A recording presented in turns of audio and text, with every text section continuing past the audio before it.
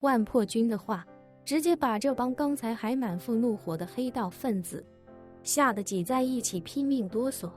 这场面就像是在冬季南极刺骨的寒风中，抱团取暖，抖成一片的帝企鹅。叶晨见他们吓尿的模样，心中暗自好笑。这帮自诩天不怕地不怕的混混，也有吓成土狗的一天。对付美国这种黑恶势力，最好的办法就是黑吃黑。他平时要是拔刀就砍，那你得掏枪就打；他要是掏枪就打，那你就得杀他全家。而且千万不要跟他们讲道义，因为干这一行的绝大多数都不讲道义。道义是比法律更加严苛的行为准则，所有违法的事情都违反道义，但并非所有违反道义的事情都一定违法。这帮混混赚到的每一分钱都是通过违反法律得来的，他们连法律都不放在眼里，又怎会将道义放在心上？所以对付这种人，最好的办法就是比他还要狠。而叶晨也知道，对这些帮派成员来说，自己的威慑力远远不足。如果想让他们从骨子里害怕，那就必须先在他们心中建立起足够的恐惧心理。但要建立起足够的恐惧心理，就必须先让他们充分意识到自己的实力，以及自己毁灭他们的决心。做这种事情，前置成本实在太高，费这么大功夫，如果只是用来收服一帮纽约的小混混，实在有些得不偿失。所以叶晨把万破军叫过来，让他来给这帮人唱黑脸，那就直接一步到位了。毕竟论凶必多，谁能比得过万龙殿？论杀人，这些混混就更不是对手了。而且他们在万龙殿面前一切都不对等，万龙殿知道他们的身份，如果想，随时可以找到他们，并且把他们全家都杀光，他们躲到哪都不好使。可反过来，他们就算知道万龙殿的基地在叙利亚又能怎样？总不能上门去砍万破军吧？正因为这个原因，当万破军说出那番威胁的话之后，这帮人一个个全都吓破了胆。可叶晨却没打算就这么轻易饶过他们，他要在这些人心里建立起绝对的权威。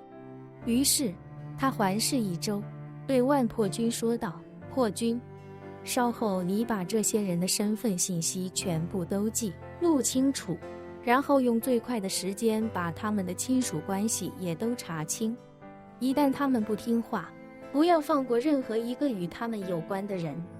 万破军立刻点头说道：属下明白。叶晨又指着一旁的强仔，对万破军说道：还有，从现在开始，强仔如果出了意外，无论是天灾还是人祸，这帮人你都给我全部杀掉，一个不留。一众人听到这话，彻底绷不住了，鼻子里不断地发出哼哼声，似乎对这个决定有很大的反对意见。叶晨见此，便对万破军说道：既然是大家一起探讨，就不能不让他们说话。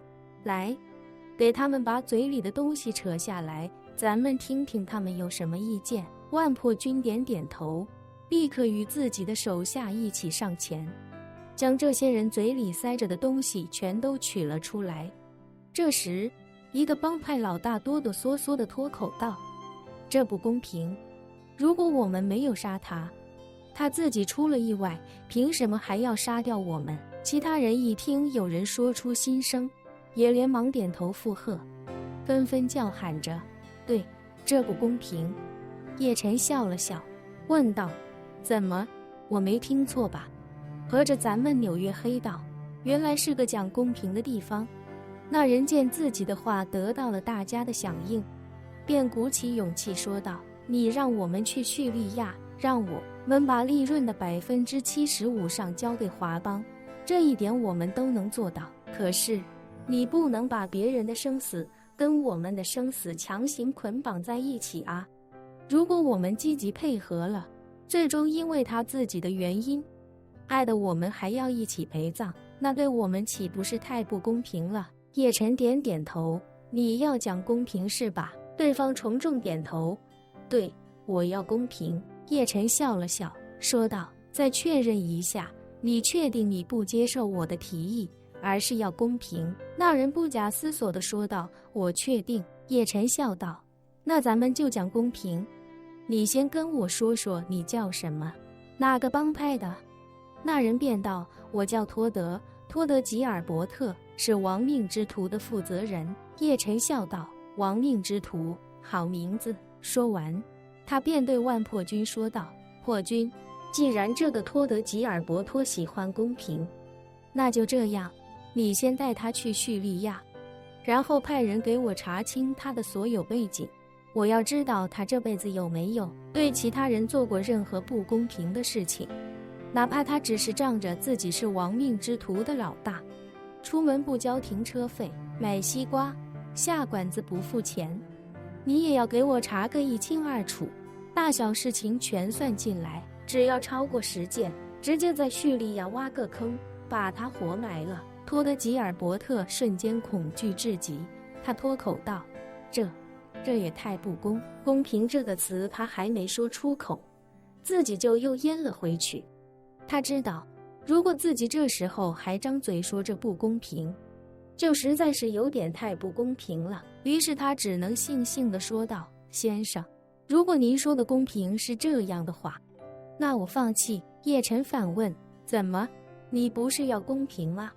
你如果找我要公平，那我也要替那些受到你不公平对待的人找你要公平，你怎么还放弃了？说罢，叶晨又对万破军道，对了，破军，你如果查到这个人在对待敌人以及竞争对手的时候曾经伤害过对方无辜的家人，那就直接以其人之道还治其人之身。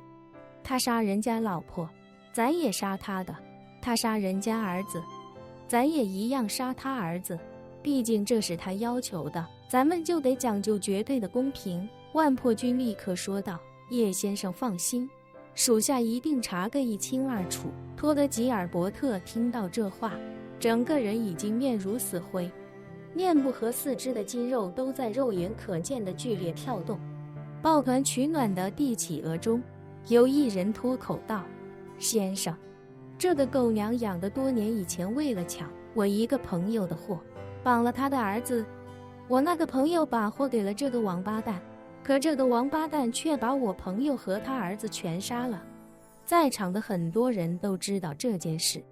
叶晨点点头，称赞道，你做得很好。你是你们帮派的老大还是老二？那人连忙道，我是老二。叶晨对身边的强仔说道，强仔记住，等这件事查证过后，他们帮派那75%，你给他把零头抹了，只收他70%就行。强仔连忙道，好的，叶先生，我记下了。那人顿时欣喜不已，一句话就减免了5%，对应帮派每个月上100万美金的收入，这可不是个小数目。这时人群中又有人开口道，先生，我要检举吉尔伯托。10年前，他为了逼迫一个阿尔及利亚妓女为他赚钱，亲手杀了那个妓女2个孩子中的一个，当时那个孩子才刚刚5岁。叶晨点点头，好，查证后给你减4%。人群中又有人说道，我也要检举。去年吉尔伯特为了抢一家夜店的生意，带人把那夜店老板的老婆轮番强奸了。叶晨道，好，查证后给你减3%。其他人意识到优惠力度越来越小，一时间纷纷都要检举。叶晨却伸手示意众人收声，转而看向面色惨白的托德吉尔伯托，他们几个说的属实吗？托德吉尔伯特已经完全吓破了胆，他下意识地哭着说，我错了，先生，我真的错了，我不要什么公平，您说什么就是什么，我的儿子刚刚成年，求您高抬贵手放过他吧。叶晨咂咂嘴，为难地说道，你这样让我很难办啊，毕竟我给了你我的提议，是你不愿意接受，要公平也是你自己提出来的，你总不能当着这么多人的面出尔反尔吧？托德吉尔伯特狠狠地抽了自己7、8个耳光，哭着说道：“都是我的错，都是我的错。从现在开始，无论您说什么，我都无条件接受。”叶晨摆摆手：“你说要公平，我破例给了你公平，可你又说不要了。你这不仅是出尔反尔，还浪费了我的时间精力。